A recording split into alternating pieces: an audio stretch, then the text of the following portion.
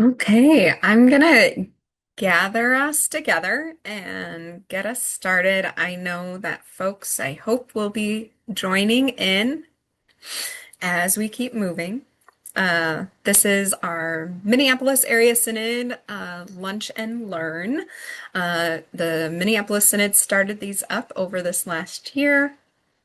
We are encouraging different topics, different starting points for you to engage. And so today we're talking about the different ways our racial justice work shows up, both for ourselves internally, the work, as well as for our communities together. And so I am Pastor Jen Collins. I use she, her pronouns. I am one of the synod staff. I am one of the assistants to the bishop. And within the role that I hold, I get to work with our racial justice ministries. And so I'm really excited for our conversation for today. It will be recorded. You'll also notice as I invite you in this space, we do have translation that is being offered.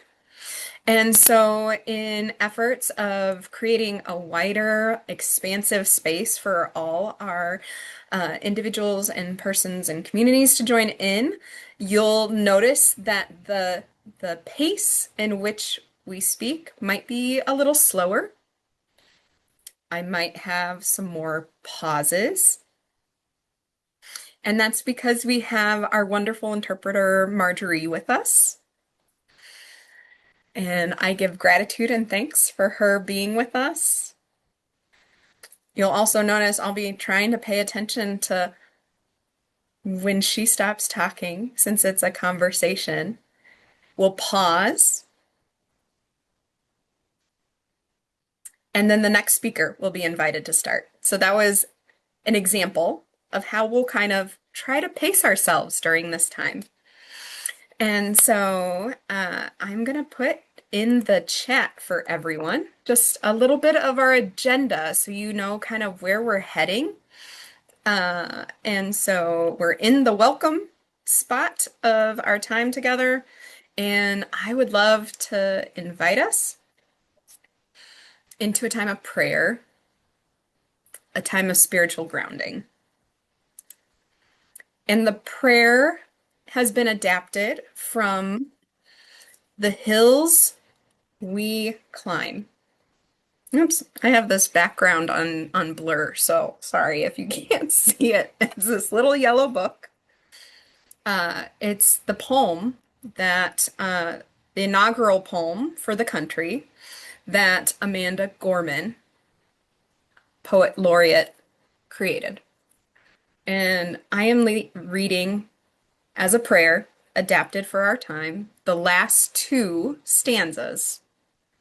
So let us pray in whichever prayer posture feels right for you. Creator, guide us to rebuild, reconcile, and recover in every known nook of our nation, in every corner of our country, our people, diverse. We emerge battered but beautiful. God, when the day comes, may we step out of the shade, aflame and unafraid. New dawn blooms as we free it, for there is always light. If only we're brave enough to see it, and if only we're brave enough to be it. Amen. I just really appreciate, especially as many of our congregations have been talking about salt and light in recent days, if you're following the lectionary in worship. And so may that be just nourishing for your soul. And we're going to jump into introducing um, one. I see our bishop is on here, and so can I call you out and have you wave? And if you wanted to say a little hello.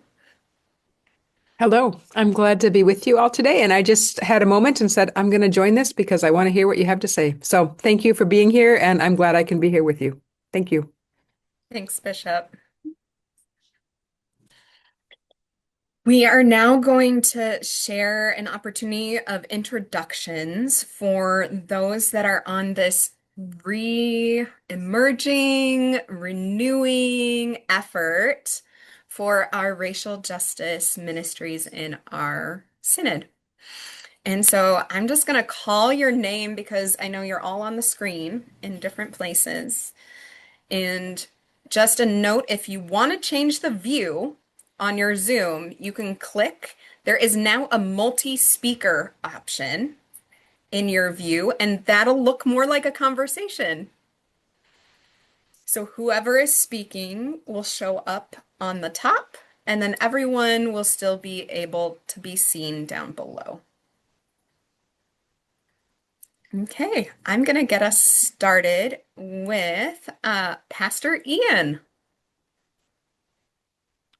Thank you, Pastor Jen. Yeah, my name is Ian Cohen Fry. I serve as the pastor at Gustavus Adolphus Lutheran in Northeast Minneapolis. I use pronouns like he, him, and his. I've been here at Northeast for about 2.5 years. And before that, I served at Faith Lutheran in Isanti for 3 years.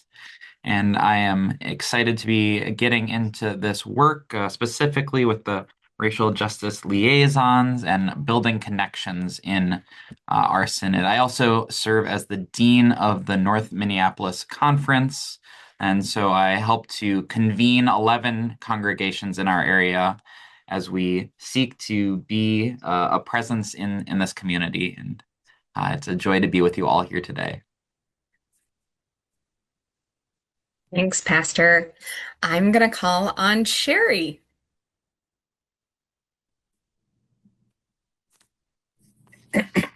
Hi, everyone. I'm here in South Minneapolis.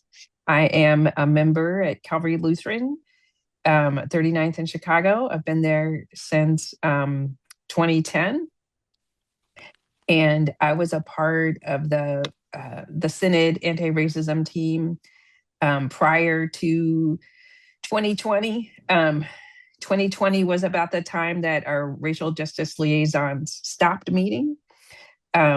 So I'm really excited to be together with people and to be doing this work together. So I'm bivocational. A lot of people think I'm a pastor, but I am not. Um, I'm bivocational. I help people buy and sell houses, and I dismantle white supremacy in the Lutheran Church. And I use she, her pronouns. Thanks, Sherry. Pastor Esther. Thank you, Pastor Jen. Hello, everyone. Thanks for joining us. And my name is Pastor Esther Cianipar. My pronouns are she, her, and I serve at Our Savior's Lutheran Church in South Minneapolis, Chicago Avenue. And yeah, and I look forward to having this conversation with you.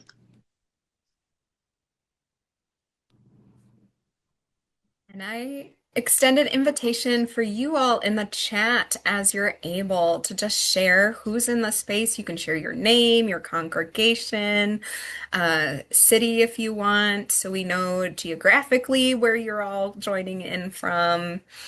I do want to say while you're doing that, or as you feel, as you're willing and able, we do have a couple other team members who weren't able to join us on our Lunch and Learn, and so I hope you'll get to meet them at other points. Both of them are actually teaching in different capacities right now, and so they're already out leading and guiding different things pertaining to this work. And so one of the persons is Dr. Kelly Sherman Conroy. So she is, as I mentioned, a professor at both Augsburg and St. Olaf. She also assists at All Nations Indian Church in Minneapolis, which is a kind of a partnership that we have with the ELCA and the UCC and our communities together. We do also have David Shearer. He also is on our team. He runs these cohorts right now, both for rostered leaders, pastors, and deacons, but also for lay members too. And so that's where he is leading a cohort right now for their Just Move culture. And so you can learn more about our team too on our Minneapolis Area Synod webpage. I'm going to put this in the chat. If you haven't been there before, we have a website where you can find all this information, contact, emails, information about events, kind of learn more too about what racial justice liaisons, the work the Synod has done, and join in. So we're going to have a conversation. So I hope that you'll engage think about questions. We're going to have a time towards the end of dedicated questions for you all. Oh, I didn't know the chat is disabled. Well, I hope that you all then, as we share questions, maybe hopefully each of you have a question, then you can share your name out loud. And it will be recorded, so if you're taking notes or want to connect this with a group in your own congregation too, please feel free to use the recording as like a devotional time or an activity for you to talk more intentionally as you engage around this conversation. But we are going to ask our panelists, our team members, so Pastor Ian, Pastor Esther, Sherry, if you would be willing to share what are some ways in which you engage in the internal work, and what are some ways you engage outwardly, externally in this work of racial justice?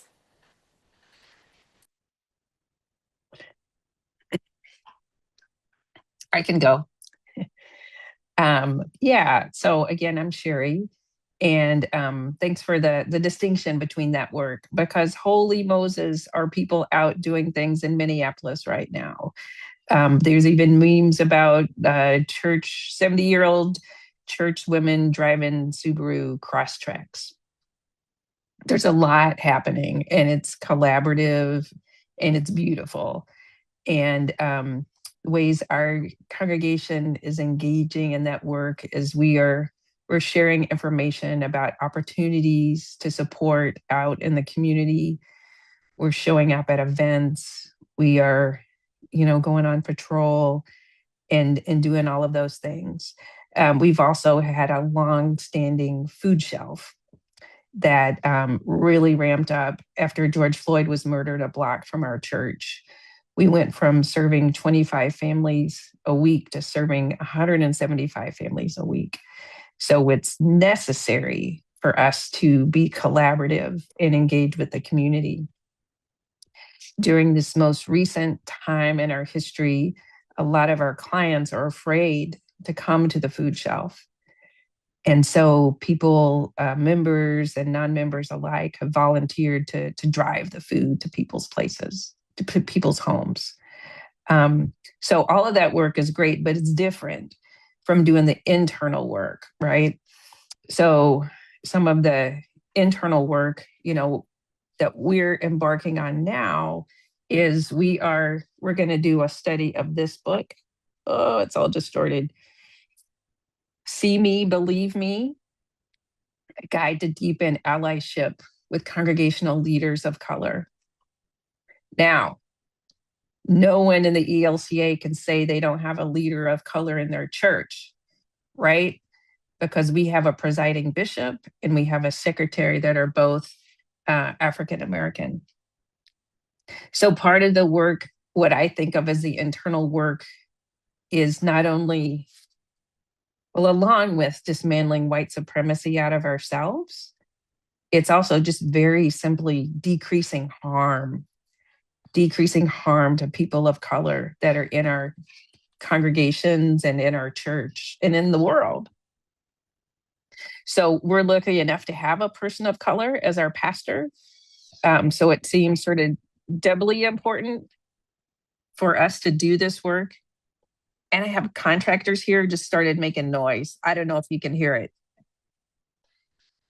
Okay, good. I sure can. So we are starting this study. This is going to be what we're doing during Lent, and really learning from Reverend Dr. Yolanda Denson Byers. She poured her heart into this book. So we're going to take what she gave us and study it and learn how we can be better stewards, how we can take care of our pastor and our fellow BIPOC siblings in the church.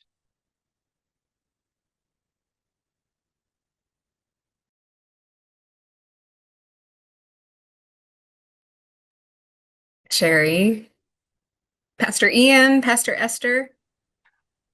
Yeah, thank you, Sherry, for sharing that. I will share some of the internal work that we're doing at the congregation I serve. We just read this book, Ashes to Action, which, Sherry, I believe you wrote. Oh my goodness. And I believe you even joined us after worship on Sunday to talk to our congregation about this book. And I would encourage any congregation in this area to reach out to Sherry to read this book about finding yourself at the intersection of the Minneapolis uprising. Talk about a gift that we have within our synod to have gifted writers like Sherry, like Pastor Yolanda, folks who are doing this great work that is necessary with education internal, but also looking outward. Something that the congregation I serve, Gustavus Adolphus, has really been leaning into recently is finding the ways that individuals in our congregation are engaged and then empowering them and connecting them. Maybe you have noticed it in your own congregations that this person is doing grocery runs, this person is driving other folks, but we don't actually know about this shared work that we're doing together. And so I would encourage you to connect with other leaders in your congregation, be they lay leaders, be they pastors or deacons, and try to figure out a way that you can really connect and know that you're in this work together. It'll, from our experience here at Gustavus, it's really been a time of mutual encouragement and affirmation that this work is hard and yet we're not in it alone, and that there is this real faith connection to it all. That is what is grounding us and leading us. Some other things that we've been doing externally with our congregation is facilitating use of space, especially with the recent focuses of the immigration enforcement. We have tenants in our building who are Somali American folks, and in fact, we have an autism clinic in our congregation. So there's been a lot of focus on the identities of people who use our space. And so as a congregation, we've been doing a lot of education internally so that we can externally show welcome through everything that we do to people who are in our space. Beyond that, as far as external things, I mentioned that I'm the dean of our conference. And so when we have folks who come in or who reach out needing help or support, we've been really trying to work as a conference to share the resources that we have. For example, Pastor Jeff at Gethsemane does amazing work with food. And so when people come and say, we have food insecurity, we need food, I know exactly where we can send them to a trusted colleague who is doing great work and has food to share and abundance, right? Like living out the abundance that we have. Additionally, with those connections, those have also spurred other ways of engaging as congregations, as we realize that not only in this work of racial justice, in seeking to provide health, safety, other things for our neighbors, we can also do other aspects of ministry together too. And there's some exciting opportunities for that. Just the final thing, thinking about this external and internal work that I've been really leaning into is empowering lay leaders to do it and to take the lead.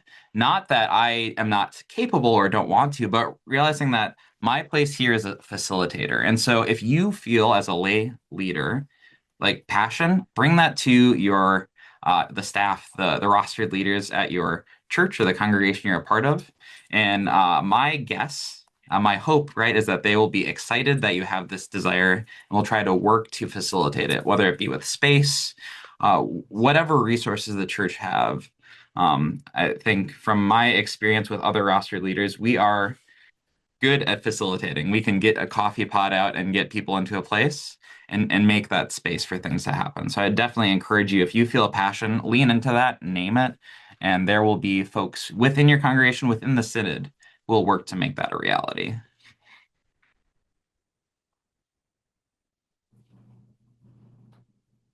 Hi again. So, I've been with Our Savior's Lutheran Church for 2.5 years. It's my first call, but it's not my first vocation. Before I was working in Jakarta, Indonesia, where I'm originally from. But I also lived in the US on and off. I grew up in the US, in Ohio. I came the first time to the United States when in the middle of my fifth grade with no English. And I went to a public school and took English language courses in the afternoon. And in the morning, I attended the regular classes. And I've been a Lutheran. In Indonesia, we have actually one of the biggest Lutheran um, church members in Asia, in Indonesia. So a German missionary came to Indonesia. And then, so we're from a tribe group called Bataks, Batak. So I'm a Batak. And so then I went to school all the way from middle school, elementary, middle school, and high school in Athens, Ohio. My dad was doing school there in Ohio University. Then I went to Wittenberg University in Springfield, Ohio. Then I went home to Indonesia. I returned back to Athens for my graduate school. And then I was at Arizona State University. And then I went home. And I thought when I went home at that time in 2004, it was for good. But no, God had different plans for me. And I'm here now with you all. So I did my theology school, went back to school in the mid of my 40 years for 6 years, got my MDiv, my THM at Luther Seminary, and now I have a call. And now my experience, because I have all this variety of diverse experiences, help me as I am in this space at Minneapolis with predominantly white congregation, but very active, very vocal, and justice oriented. And I'm so proud of that. And in a neighborhood where it's like thriving. I don't know if you know about Phillips neighborhood. It has a lot of immigrants, but a lot of people, white people living here for a long time, but immigrants coming in and out. Uh, so when they're here, they're kind of like thriving, and then when they're like settled, then they'll move to other cities like Brooklyn Park or somewhere else, and then it's just like a cycle in Phillips neighborhood. So encampments also live here. So internally in our church, we We are doing great work. We're RIC congregation. We're about to expand our RIC welcome statement, and I will be leading that process with the congregation, with Pastor Javen and Pastor Obi Bellinger, and just more people in the group. And we're also tending to our church neighbors. We are deeply connected with All Nations Indian Church, where Dr. Kelly Sherman Conroy and Pastor Joanne Conroy serve, and Pastor Gerald Osordo, St. Paul San Pablo Lutheran Church.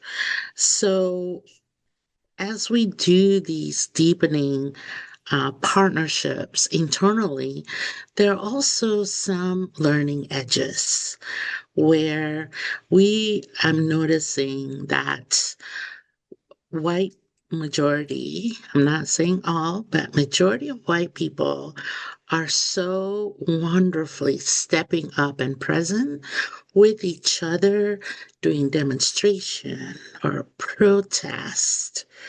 Being out there is great, but when it comes to working together like face to face, they don't know what to do.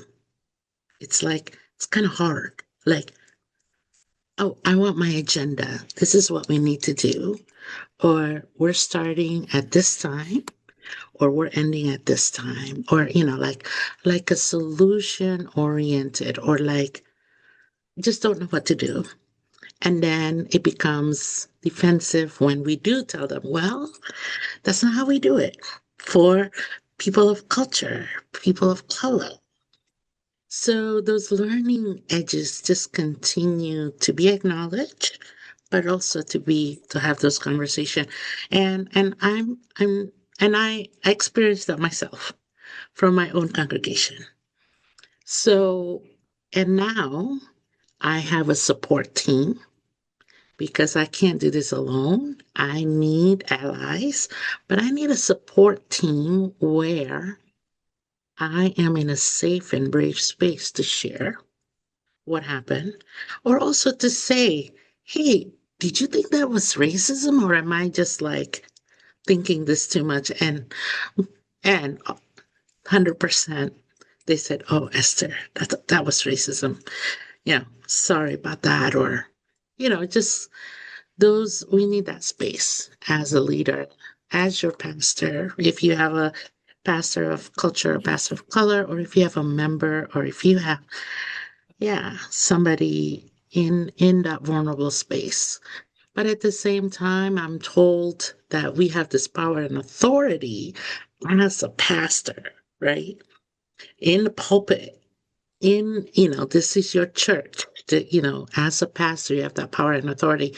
And I'm trying to own that, but it's kind of hard as a leader of color. Maybe it's easy.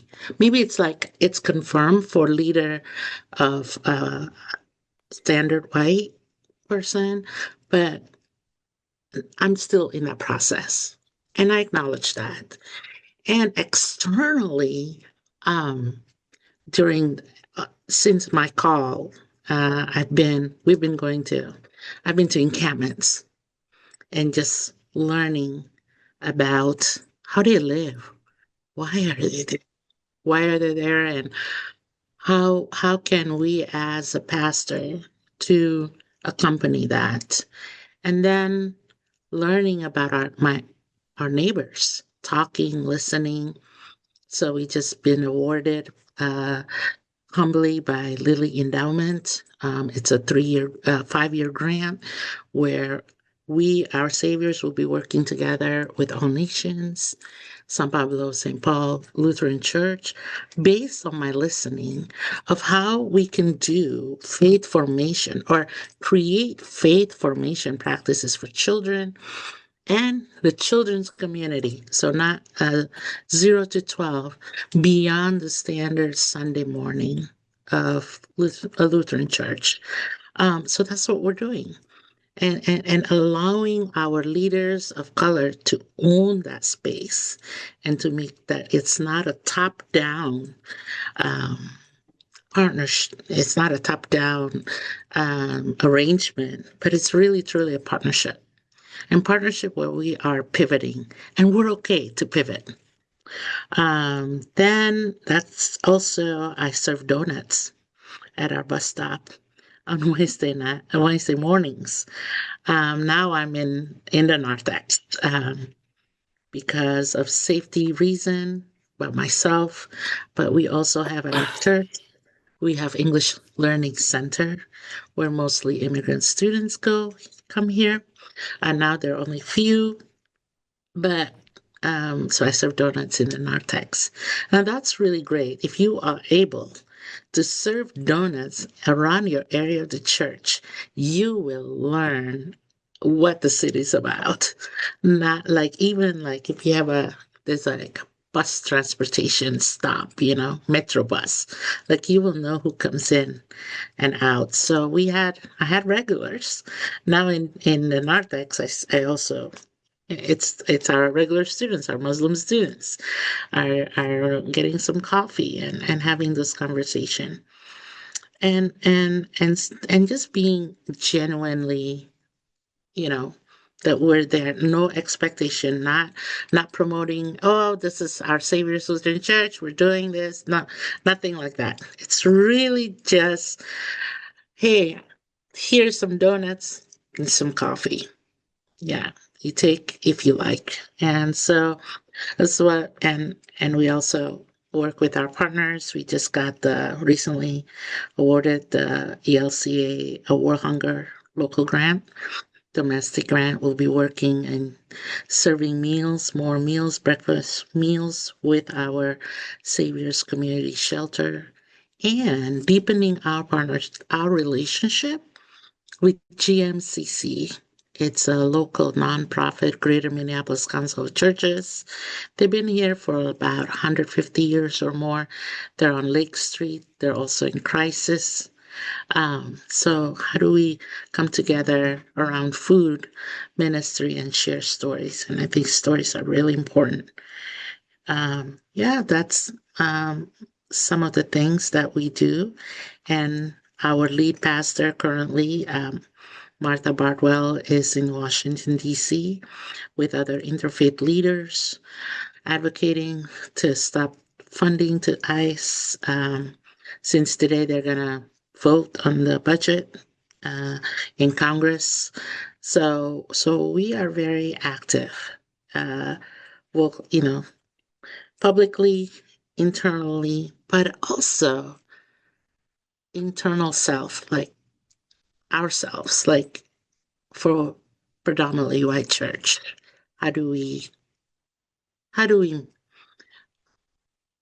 how do we be together without judgment or without assumption, without just be together and leave those assumption other places. Thanks so very much, Pastor Esther. I'm going to jump in with my own reflection as well.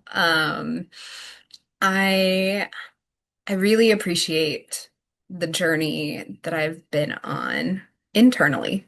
I think about all of us in this space, and we all have different lived experiences. I saw in the chat some of you have been on civil rights pilgrimage. Some of you have helped us write and develop the messages that we have with our ELCA, like the repudiation of the doctrine of discovery. Like, I love all the different ways that we are called into thinking about how we create vibrant, thriving places to live. And when I think about my personal why I do this, and it is very personal because of who I am, of my family that my husband and I have created. We have three beautiful little girls. And they are multi-ethnic. We actually have been tossing around what words they can figure out how to use to identify when they're sharing about their culture and ethnicity. And my 10-year-old was like, so am I Afro-Latin? Am I Blatin? Who am I? In our family, because I myself identify as Latina. I grew up in Albuquerque, New Mexico.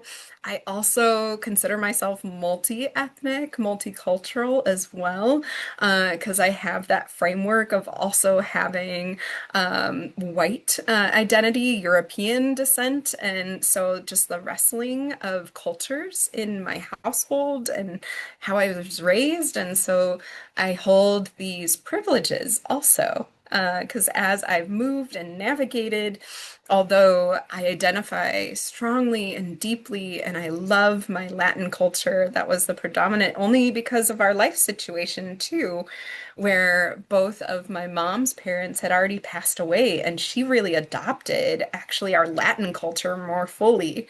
And so, this really unique experience growing up. I love the different identifiers of my grandma, who went to three different denominations. And she was like my like put a fire under you, you better get to church and you better stay connected to God kind of person. Um, and an anchor to why I feel like this call to ministry really led me to where I'm at.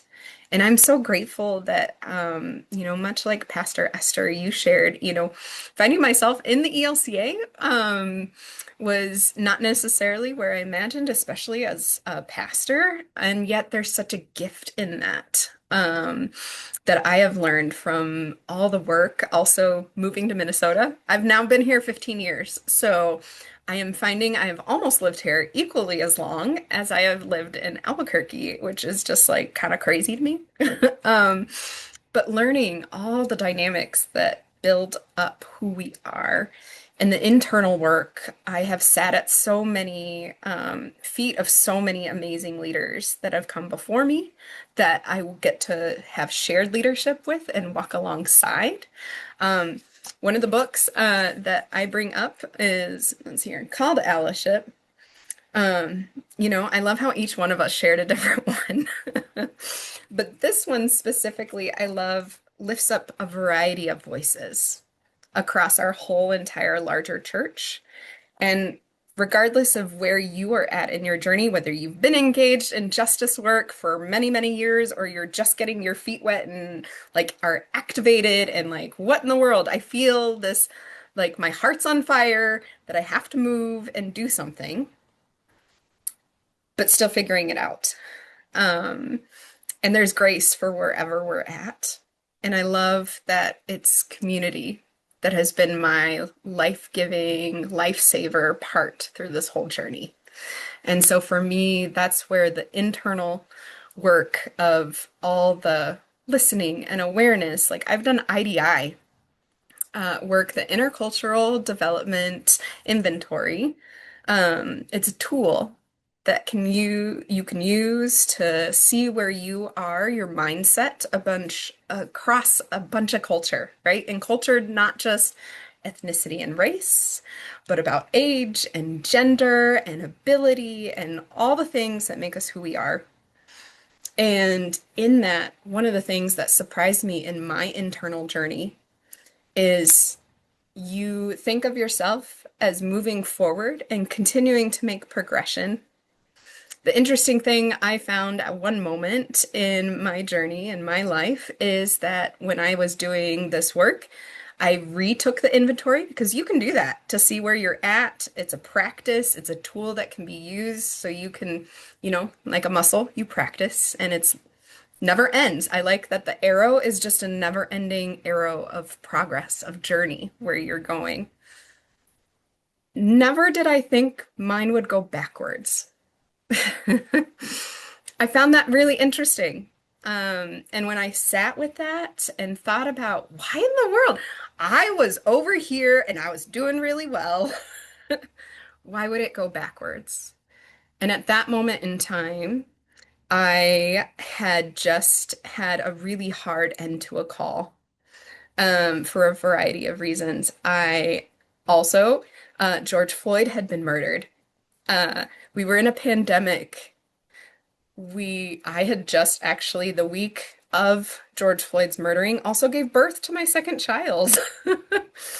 There were so many compounding traumas going into my life that it made sense that I was trying to survive, that I was focused on trying to find spaces that kept me going at really hard moments in time. Right now is a time of crisis as well. And so we find ourselves, whether we know it or not, going back to places of comfort, places of security. And so that's one of the unique things I have learned is I had to relearn how to heal, relearn how to come out of this. Like, how do I do that when we're in a season that feels so heavy? And family was a huge part of it. The internal work of healing, like I had spiritual direction. I found really great cohorts of other leaders, other neighbors, other people. Community was a hope. And I feel like that's what I'm seeing right now, which is so great, is the mixture of that internal and external work. Community has been a huge part. And I do have another plug for another book. This is called Community by Peter Block. I don't know if any of you have ever read it. If you've been through the Minneapolis Area Synod, you might have been connected to faith practices and neighboring practices. That was also another beautiful gift at the time when I was serving a parish, and it continues to be the work in our synod too, of connecting as a small cohort to think about and imagine how do we deepen our connection with our neighbors. And community has been the word that just constantly, in all of these times, and through all of these years, the deepening of relationships, the deepening of community, the deepening work of shared leadership with your pastors or your deacons, with your synod staff, with your conferences. Like, I love the beautiful image to be able to dream of what does that look like for our synod? What does that look like when we are church together? I think those are gifts that we get to continue to build. And that's why it's exciting for me right now, of wherever you're at, this renewed energy we're having. And I'm so grateful we have Bishop Jen and this opportunity for us to reimagine. I like using the word re-time, R-E, because there's so many words that allow us to dream that begin with R-E. Reimagine, redevelop, realign, reconnect, like just all those things. Those are my just kind of hopes in this work, where I'm continuing to find energy. I think that's our sharing time, at least of introductions from this team that has formed. And we're beginning to do gatherings, quarterly gatherings. So that's an invitation for you all to join us. Our next one is April 28th. But before we get into like other announcements or things, we're going to open up our time for if there's any questions that you have for folks that are here, or even just open like whole group like wonderings that you have. So I'm going to open it up for all of you. Please feel free to unmute yourself and ask away. Hi, I am Kirsten Kessel. I'm a retired deacon. I'm currently at Valley of Peace in Golden Valley. Yeah. Hi, Barb. Yes, Pastor Esther, you said a couple of things that sparked my imagination.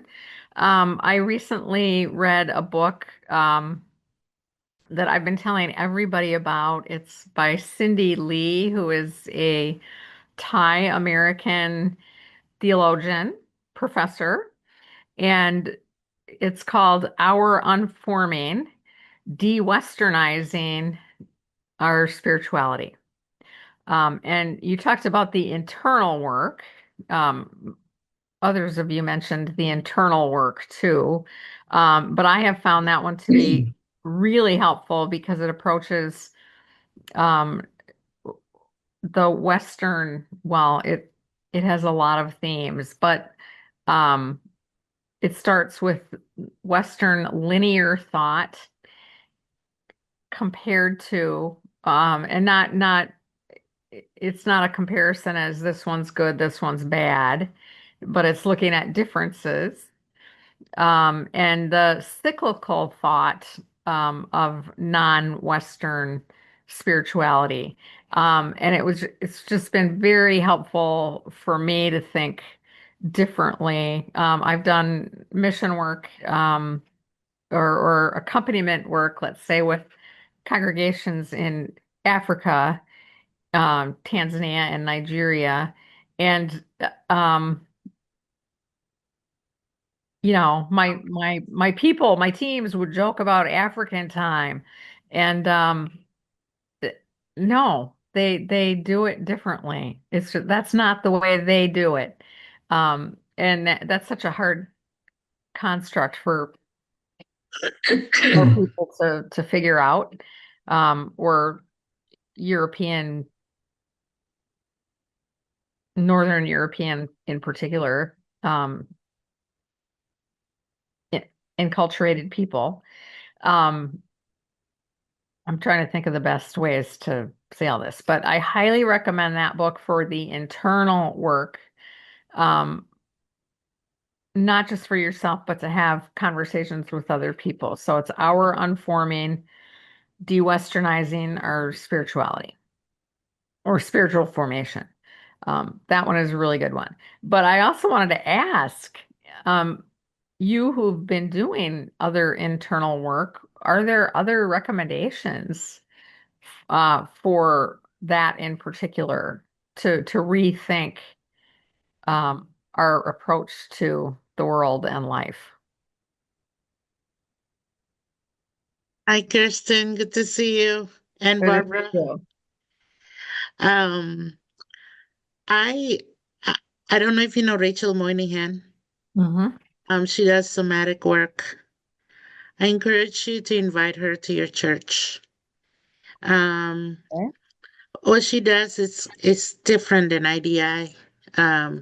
It's really looking into your body, where things that are hard or not sit well when it comes to approaching or working with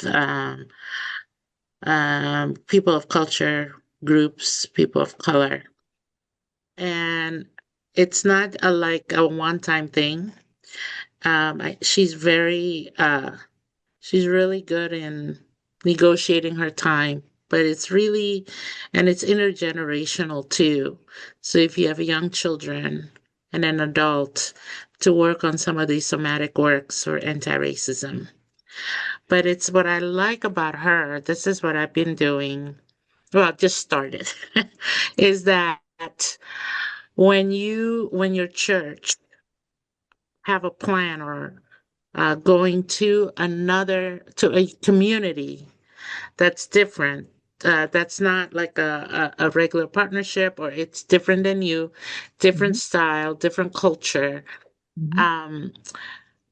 It'll be great to have Rachel to come before and prepare your bodies.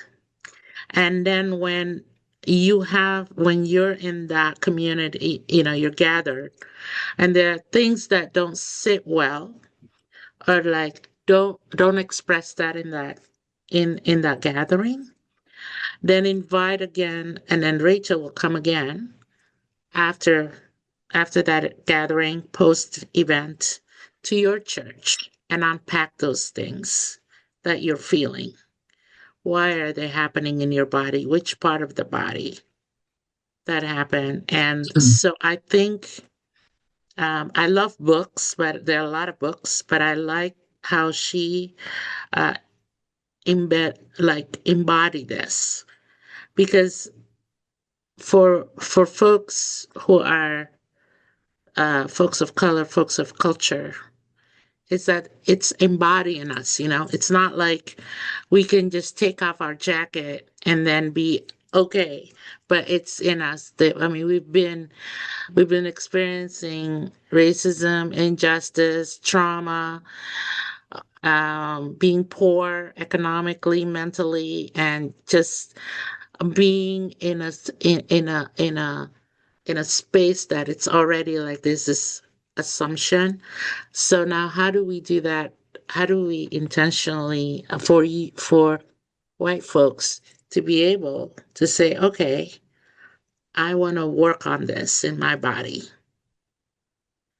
So I think that's a good step to start that way. Like if you're going to serve a meal, or if you're going to go somewhere, everybody's like ready. Oh, yes, we're ready. But you're really not ready Right. as you are being with them. Yeah. So it's good to have Rachel Moynihan to come and share with you. But also, um, there's also a practice. I attended. I did a training, King in Nonviolence, with Pastor Martha, my colleague, Okay. and a great introduction. Like, how do we, in a room where you don't know anyone? So the pair introduction. So this is a practice that's so hard to do. That is hard for us to do. So there were 5 questions, and so 5 question is, what's your name? What's your favorite childhood game? If you have $1 million, what would you do? And what would be your dream vacation? And the last question is, why are you here? Then you exchange that, right? Why are you here? The last question. Mhm. And then when you share with each other, is that you are talking about that person, but you are talking as if you are the other person. But when people hear you, you listen to the person that is actually talking about. Does that make sense? So it's Yeah. a listening process that we tend not to do. Well, maybe like we just jump into conclusion, right? So for example, myself with Ian. So I know Ian's 5 questions. So I'm gonna share, I'm Ian, da, da, da, da, but your eyes, your ears are looking at Ian, not me. So that's sort of the practice of nonviolence, of how we listen to other people. Now that's a pair group. That's a pair, like 1 to 1. Now what if it's like 1 to 4 people, like a group, right? So you listen to the other person while you're talking, like you're not that person. Okay. Yeah. Thank you. Look at Yeah, all those small steps, resources Kristen, out there but too. I know I dropped a bunch in our chat, so please Yes. take a look. Many of them are all on our website too at the Okay. Synod. I'm going to let Sherry jump in because I think you were going to add something too. Yeah, I was just going to add something that's been really helpful to me over the years is this characteristics of white supremacy culture. And if you Google that, it'll pop right up. It's a website now, and for me, it just really helped put a handle on things and understand how white supremacy functions. And I've used this tool in a variety of groups, stuff other people have led, stuff that I have led, and find it to be really helpful to focus on one at a time and like, okay, how does that live in me? And what are some antidotes to it? So I recommend, I strongly recommend that one. I found it just invaluable to understand what's happening. Because Right. even though I have love in my heart, I got racism in my history. So, Right.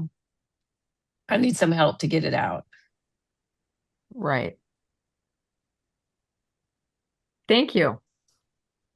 Well, and thank you to all of you. I know the hour flies by, but these are just like, just get your toes wet, start to connect with people. So I just want to say thank you for all of those who joined in, for our panelists, our team members. Thank you so very much. For our interpreter, thank you so very much, Marjorie.